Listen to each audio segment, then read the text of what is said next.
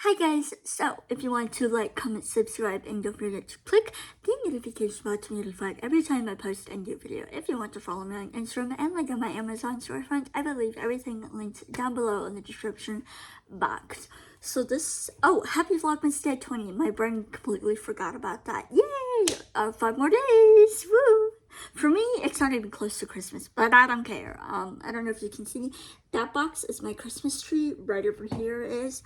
I just wanted to clarify that I love Christmas. Moving on, this video is going to be me talking, obviously from the title, but I'm going to be kind of confused, mainly because the timeline. I'm going to try my best to keep everything like exactly how I remembered and try to do it as simply and fast as possible because, you know me, I talk a lot.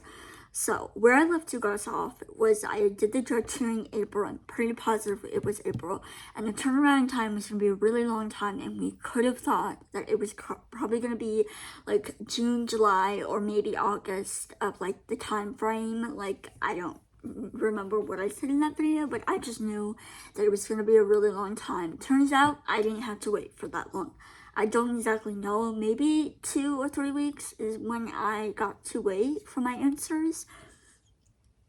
So I forgot how my mom found out, like maybe an email or like maybe like papers came through the mail. I feel like that's the most reasonable, logical answer as how we would find out. So my mom got that. She told me, yay. So what am I building my brain? So what happened is I got Social Security, but I need something else called SSDI. I don't know what that stands for.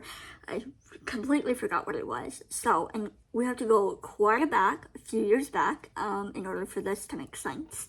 Because my brother, when my mom filed for him to get Social Security and SSDI, we were like, hey, why not when we do that, let's file for me to do SSDI because it's going to take a really long time, and it's like, why not just do both of us at the same time instead of like waiting for me? Because at that point I had already been denied once, and I think we're working our way up for the second year round where we still was in this middle, like we were in this like phase of like the unknown where it was like just like completely nothing, and we didn't know how far it was left to get denied again.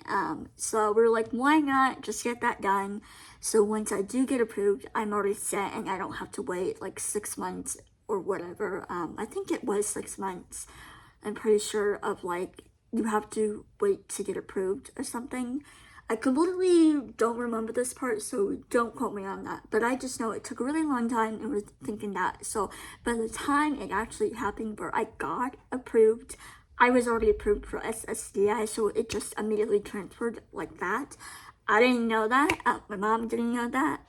So in June, when I just got my, Social Security, apparently we've got this, because I have a lot of back pay, and we didn't know how much back pay I was going to get, and when that's going to come, and now that was like this whole thing where like, where did it come from? Because I got 2 different installments from Social Security, and then I got this like ginormous installment from SSDI, and we're like, what the heck? Why is this like that?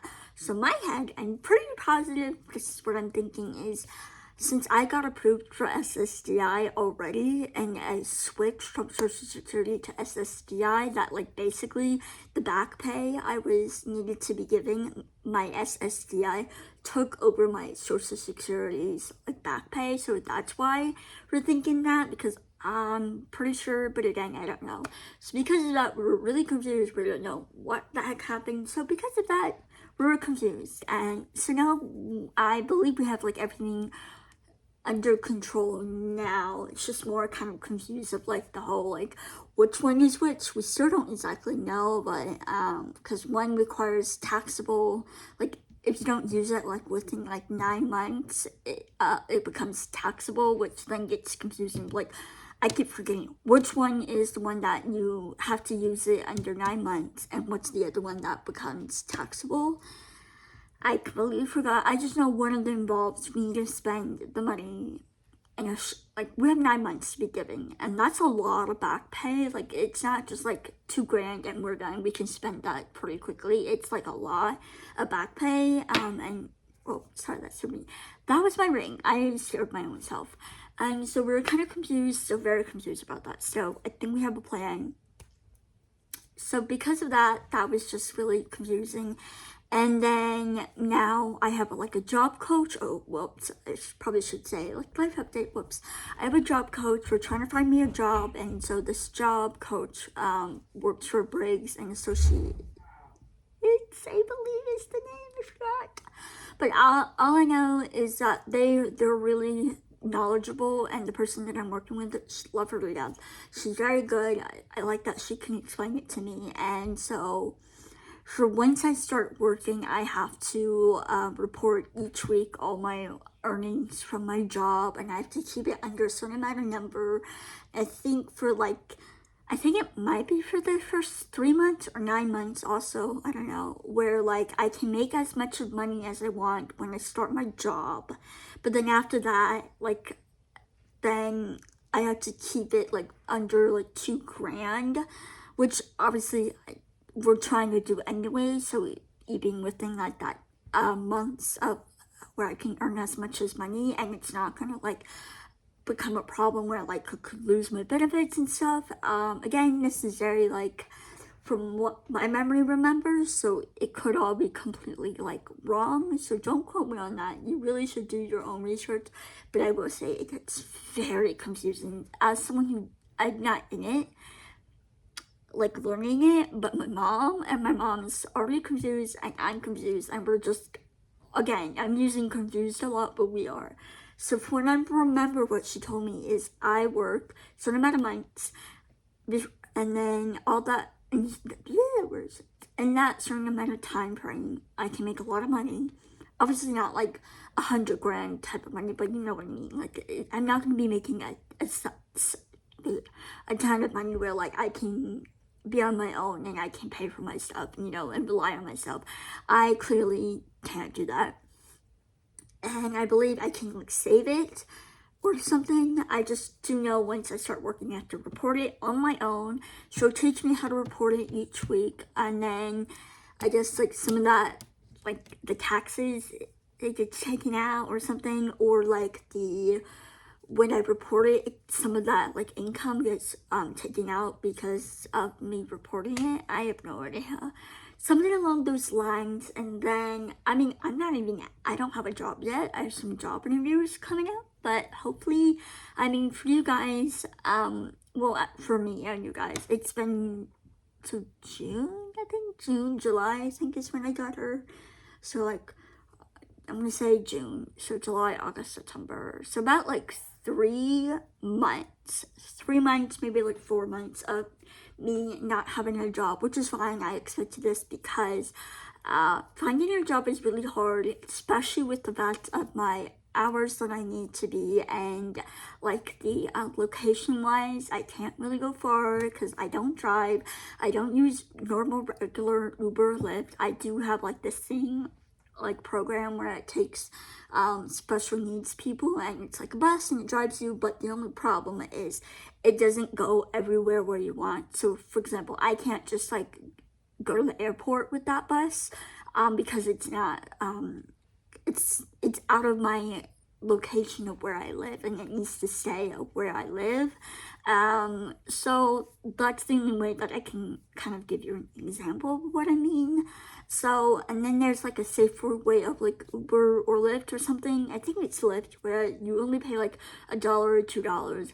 But again, I'm pretty sure that's also in a specific area, because once you start going out of your, I guess like county, that typically you should just get like a normal Uber or Lyft, which is hella expensive these days with the economy going down and inflation and all that stuff. And luckily, my parents still drive. It's just like, you know, my parents are older. They're like 68, literally almost 69. So it's like I feel bad. And plus the hours, we're trying to get like the morning hours so that once I do get off work, I don't have to be picked up like at like 3 o'clock and then like 4 o'clock, 5 o'clock, because that's when school is done. That's when like the working people are done. So then that's like all the traffic. So yeah, I know this was all about my social security, but I really should have just said it was a life update. Whoops, I had like an idea planned. Anyways, so because of that, we're still in like the unknown aspect, because it's just like with the job, things are gonna get a lot more complicated, and that's where I'm kind of afraid that I'm gonna lose stuff. But luckily, I have this really nice person who's able to help me and calm my nerves and make sure my mom and I understand is that I will not lose my benefits, because mainly I'm on it because my terrible medical history. So I just mainly need the insurance, and let me tell you, that is a whole nother thing. Medicare, Medicaid, they both exactly sound the same thing, and I still don't get it. I get confused. One of them I got denied, one of them I have, and so I need, in order for that, because I need A, let's say A and B. A needs to pay for B in order, because B is very expensive, and how I pay for that is with my like SSDI money or back pay money, and they take the money out of that so that in order for me to have health insurance, which is B, but A, since I got denied, if I would have gotten A, it would have taken, it would have paid for that, so that all my money doesn't get sucked out because of me paying for my medical insurance, which I had some things with like medical health, which I need to do another video on that. And a lot of those were like really expensive, like a couple $100. So I can't imagine if I didn't have that, like how much that would be. Or probably be up to close to like $1,000, I'm assuming, because like one's like an endoscopy and then one's like an ultrasound. So I don't know how typically those are cost wise. But luckily for me, since I have that, thankfully, I'm able to pay a less amount of money for that, since the insurance that I have covers majority of it. That was a long explanation. I feel like I barely got anything for you guys, but I hope you guys like this. I hope you guys like this video, and I'll see you guys tomorrow. Bye, guys.